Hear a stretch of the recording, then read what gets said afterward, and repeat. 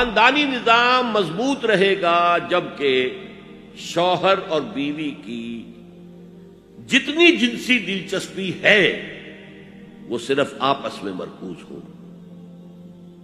شوہر کی بیوی پر، بیوی کی شوہر پر۔ ادھر ادھر نگاہیں جائیں گی، کوئی عورت دیکھی نگاہوں میں کھپ گئی، وہی خواب میں آئے گی، اپنی بیوی کی طرف سے توجہ ہٹ جائے گی، اور یہ چیز وہ بانڈ آف لو جو ہے بٹوین دی اسپاؤسز اس کو کمزور کرتے ہیں۔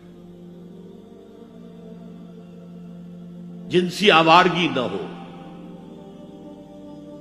عورت کو چھپا کر رکھا جائے، وہ مستورات ہمارے ہاں کہلاتی تھی، مستورات۔ پردے کا جو احکام ہے اس جنسی بے راہ روی کو روکنے کے لیے، حسن کہتے ہیں عربی زبان میں قلعے کو، اور جو عورت ان تمام پردوں میں ہے، پردے کہہ رہا ہوں میں، ایک نہیں ہے، اس کو محسنہ کہتے ہیں کہ وہ قلعے کے اندر ہے، یا تو وہ خاندان کے اندر رہ رہی ہے، بھائیوں کی اور باپ کی کچھ پناہی حاصل ہے اسے، وہ اس کی عصمت و عفت کے محافظ ہے، یا وہ شوہر کے گھر میں آ گئی ہے تو وقرن فی بیوتکن، اپنے گھروں کے اندر رہو وقار کے ساتھ، تو وہ ایک قلعے کے اندر ہے، محسنات۔ اب دیکھیے اس زمانے کی منافقت سب سے بڑی کیا ہے۔ ایک طرف نفسیات میں کہتے ہیں کہ فرائیڈ بابا آدم ہے، جدید نفسیات، اور وہ کہتا ہے کہ انسانوں میں سب سے بڑا جذبہ، سب سے بڑا موٹیو جنسی ہے۔ اللہ نے بڑی کشش رکھی، مرد میں عورت کے لیے، عورت میں مرد کے لیے، لیکن عورت پیسو ہے مزاجن، تو اقدام نہیں کرتی، آگے نہیں بڑھتی، مرد اقدام کرتا، آگے بڑھتا۔ یہ جو کشش ہے، اس کے نتیجے میں مرد اور عورت کے درمیان بے حجابی گویا کہ آگ پر تیل ڈالنا ہے، آگ بھڑکے گی۔ اسلام نے اس کو روکا ہے، پورا نظام اس کا معاشرتی، ایک بہت بڑا پردہ پورے معاشرے میں ہے، بہت بڑا پردہ، جیسے یہ چھوٹا سا پردہ آپ کو نظر آ رہا ہے نا، ادھر عورتیں ادھر مرد ہیں۔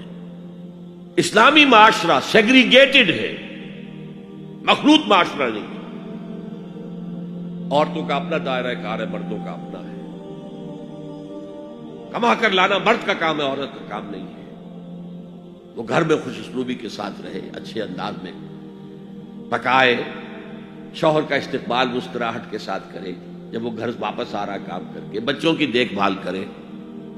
اور اس اعتبار سے میں کہا کرتا ہوں، قوم کا حال جو ہے پریزنٹ، یہ مردوں کے حوالے، اور قوم کا مستقبل عورتوں کے حوالے، مستقبل اگلی نسل، اس کی صحیح تربیت ہوگی، ماں کے دودھ کے ساتھ اس کے اندر اسلام اور ایمان کے جذبات جائیں گے۔ آج تو وہ دودھ پلانا بھی ختم ہوا، بوتل کا دودھ، ڈبے کا دودھ، جس کی وجہ سے ریسرچ یہ بتاتی ہے کہ کینسر آف بریسٹ کا سب سے بڑا سبب جو ہے دودھ نہ پلانا ہے، سب سے بڑا، اس لیے کہ اللہ تعالیٰ نے ہر عضو کا ایک فنکشن رکھا ہے، آپ فنکشن روک دیں گے اس میں خرابی آئے گی۔ آپ آنکھوں پر 1 سال تک پٹی باندھے رکھیے، آپ کی بینائی زائل ہو جائے گی، کیا کرنا ہے پھر اب اس کا؟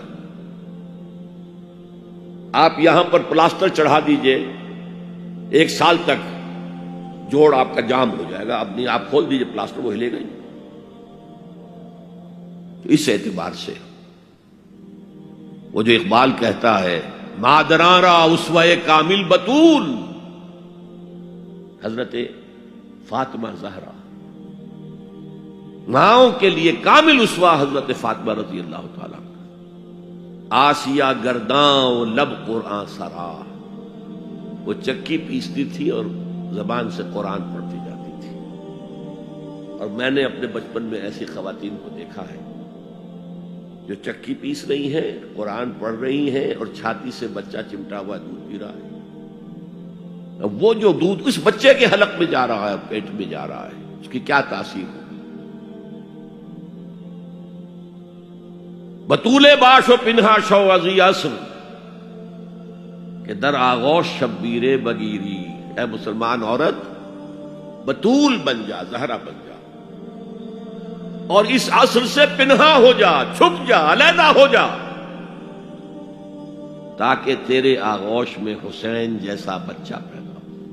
یہ پہلا ہے حجاب، سیگریگیشن آف سیکسز۔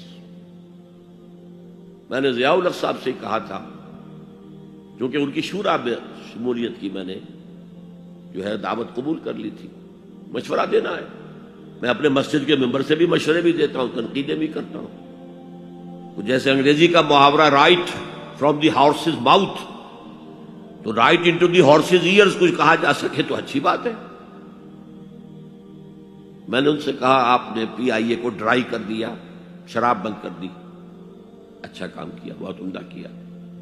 دنیا تو یہی کہے گی نا کہ دقیانوسی ہیں، چلیے برداشت کریں، لیکن یہ ایئر ہوسٹسز جو جاتی ہیں کرو کے ساتھ اور دو دو ہفتے باہر رہتی ہیں، یہ کون سے اسلام کی روح سے جائز ہے؟